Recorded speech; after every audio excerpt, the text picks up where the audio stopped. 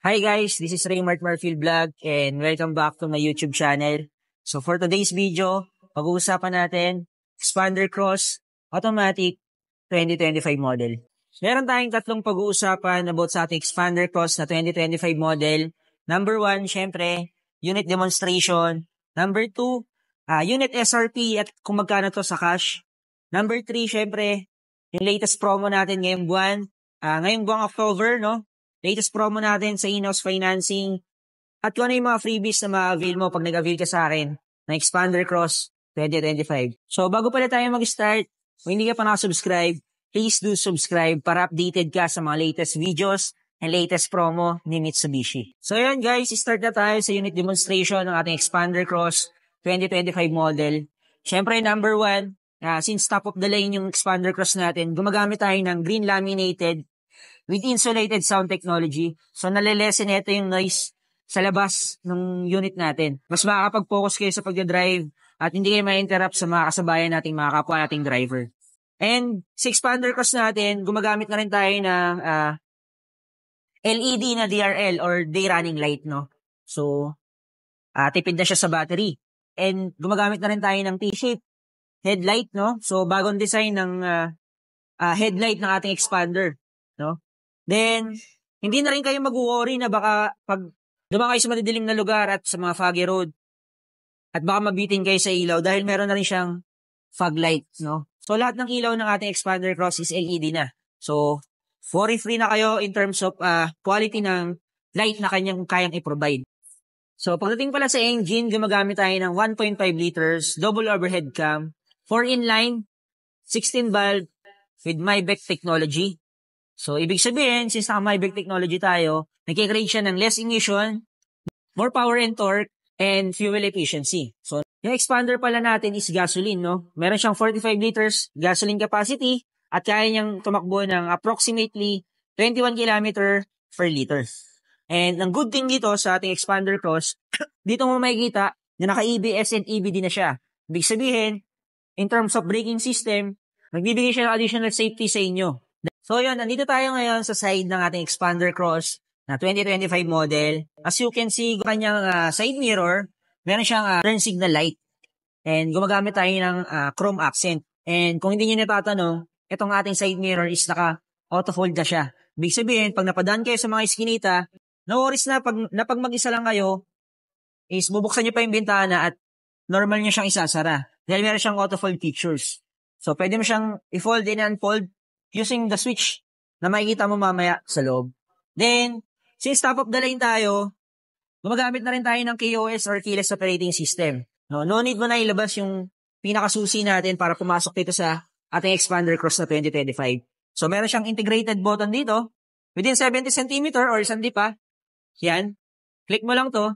Pwede mo na siyang ma-open, pwede ka nang pumasok sa loob. And bago yung design ng ating mags, no? Meron siyang two-tone, 17-inch alloy wheels. At ang best thing dito sa ating Expander Cross, even sa mga ibang Expander variant natin, taas na ang kanyang ground clearance. Gumagamit siya ng 225mm ground clearance.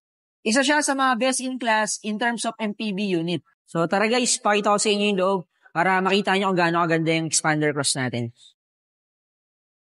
So kung mapapansin nyo, yung Expander Cross natin is iba na yung steering wheel na ginagamit, no? Hindi na siya yung typical na expander na steering wheel. Yung steering wheel natin is Montero Sport inspired. So dito, pagpasok mo sa Expander Cross natin, makikita mo yung windshield natin, napakaganda, napakalawak ng viewing area. Even sa side na glass, no? Naka-open siya.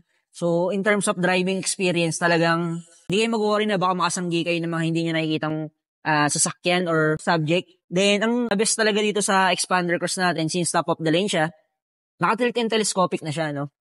So, para sa height ko na 5'4", ako kasi gusto ko mas mataas yung steering wheel.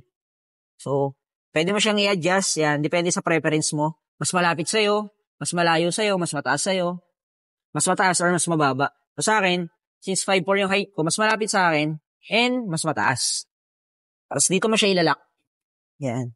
Tapos meron din siyang 6-seat adjustment. Ibig sabihin ng 6-seat adjustment, adjustable yung seat natin up to 6. So meron tayong front, meron tayong back, And meron tayong height adjustment. No? Na-adjust ko na siya kanina. So, ito yung pababa niya.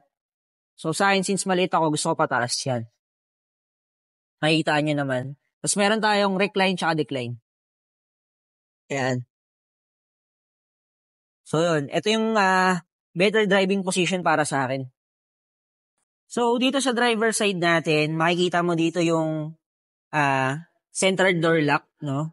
So, may central door lock na tayo. Naka-powered window na rin tayo. So, meron tayong auto window sa driver side. Tsaka, meron tayong pang-lock ng mga window natin. So, pag may mga bata tayong sakay, hindi kayo mag-worry na baka buksan nila yung bintana. So, yun. Meron tayong window lock. Then, dito nyo rin makikita yung ano natin, power side mirror. Yung sinabi ko kanina, na pwede mong i-fold or i-unfold yung side mirror natin. So, dito mo siya makikita.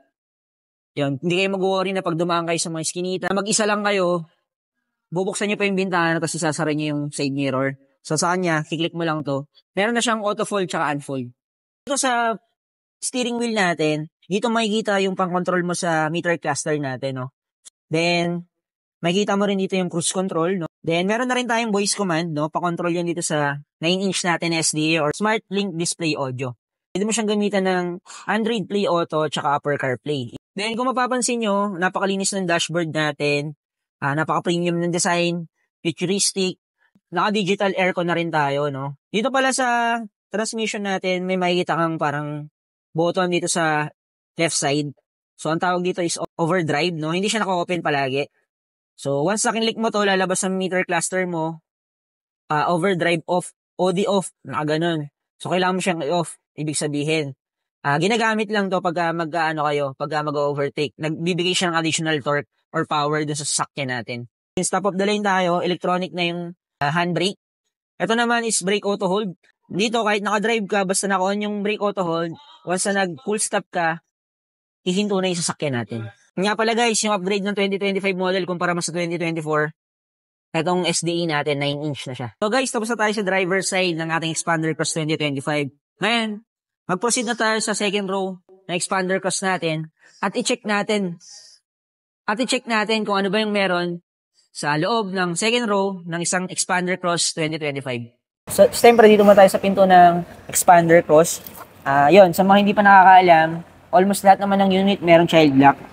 So, minsan, pag first time mo magkuha ng car, minsan kahit nga may car ka na, hindi mo alam na may child lock yung unit natin. Child lock, ang purpose nito, pag meron kayong mga batang nakasakay sa second row, para hindi kayo mag-worry, dapat mo siyang i-on. Kahit na nakalock kasi to, pwede naman nilang i-unlock ng mga bata. So ngayon, pag binuksan nila to, pwede silang malaglag. Pero since naka-on yung child lock natin, kahit buksan nila to, na naka-unlock yung pinakapinto natin, hindi siya mabubuksan. Ang pwede lang magbukas once na naka-on yung child lock, is yung nasa labas. So dito sa second row, may experience mo dito is yung maluwag na legroom. No? So ang height is 5'4", no? So, medyo malaki pa rin yung space nung natin, gap doon sa may front. Nakasagad pa to guys Nakasagad siya patunta sa likod. Pwede mo siyang usog pa doon sa harap. Same sila ng Dito sa second row, makikita mo dito yung control ng aircons natin sa second row. Yan, may thermostat siya dito. Yan. So, panghigop yun ng lamig galing doon sa harap, papunta dito sa likod. Meron siyang additional saksakan ng charger dito. Meron siyang Type-C. Meron siyang USB Type-A. So, yun nga. Talagang kahit mag-long ride kayo ng napakalayo, hindi kayo mag-worry na baka maloobat kayo, hindi nyo na kailangan magdala ng power bank. Kasi yung mismong unit natin, sobrang daming outlet ng charging natin. Then meron din siyang pocket dito, no? So pag may mga important things ka at passenger ka lang, pwede mo siya ilagay dito. So sa mga may unit na Expander Cross natin or sa mga bibili pa lang ng Expander Cross, paano ba siya i-flatbed, no? Yung flatbed, ibig sabihin nakatupi lahat ng upuan sa second row. Sa second row tsaka sa third row. So, may lever dito. Pwede mo siyang i-open ng paganto pag papasok ka sa second row. Pero pag gusto mo ng flatbed, once na pag-click mo pull mo ng lever, bagsak mo siya ng ganun. So, para naman itupi yung second row natin, may makikita kayong lever dito. Same pa rin yan, adjustable. Yung upuan natin, no? Pwede mo siyang ihiga. So, yan yung pinaka-pahigaan niya. Ito yung normal. Tapos ngayon, pag gusto mo siyang itupi, hilahin mo lang tong lever na to. Yan. So, ganyan yung magiging design niya pag flatbed, no? So, pwede kayong maglagay ng kama dyan. Same yan, pati itong upuan na to, tsaka ito. Pwede mo siya itupi. Nakalimutan ko pala kanina i-discuss. Sa second row natin, meron tayong armrest. So, hilahin mo lang tong lever. Yan. Yan, meron siyang mabisang armrest, no? Kung dalawa lang kayo sasakay sa second row, mafe-feel nyo na VIP talaga kayo or very important person. Ganon siya ganda, guys. Isa dito tayo sa likod ng Expander Cross na 2025 model natin. Tingnan nyo naman kung gaano kaganda, no? Meron tayo ditong Expander Cross na emblem. Meron tayo ditong reverse camera. Then, meron tayong wiper washer, rear defogger, rear spoiler with brake light. At syempre, meron tayong fin-type antenna, no? So, yun guys, proceed na tayo sa number 2. Magkano ba yung SRP price niya at magkano ba yung cash price niya? Meron tayong dalawang color variation na nilabas sa Expander Cross. Meron tayong monotone, no? So, si monotone natin, ang SRP niya is 1,346,000 at meron siyang kulay na green bronze metallic, yung new color. At yung bestseller natin na graphite gray. Ibig sabihin ng monotone, hindi siya naka-black roof. Kung ano yung kulay nito, yun din yung kulay ng roof niya. So, ito yung pangalawang variation ng kulay. Ang Expander Cross, two-tone, sunrise orange, no? Isa sa mga unique na color na makikita mo sa isang MPV. Ang SRP naman niya is 1,356,000 pesos. So for the quartz pearl white natin, yung special color natin is nagkakahalaga siya ng 1,371,000. At pag in-avail mo ng cash, bank PO or company PO yung unit natin, makakatanggap ka ng 98,500. At syempre, since sa akin ka nanonood at napanood mo yung video natin, pag cash talaga is hindi kayo makakatanggap ng exclusive freebies from agent, no? Pero since napanood nyo tong video na to, pag nag-avail kayo sa akin ng cash, bank PO or company PO, meron pa rin kayong matatanggap na exclusive freebies at ito yun. Pag sa akin ka kumuha na Expander Cross, ma-avail mo lang siya ng 59,000 down payment para sa 5 participating banks natin. Like si BDO, BPI, RCBC, Security Bank, at Sterling Bank. Bukod sa 49K lang ang down payment mo, 27K lang ang monthly mo, with free 1 month amortization ka pa. So magmamonthly ka after 70 days na. Since napanood mo yung video natin, marami akong freebies na ibibigay sa'yo. Once na sa akin ka mag-avail ng Expander Cross na 2025 model.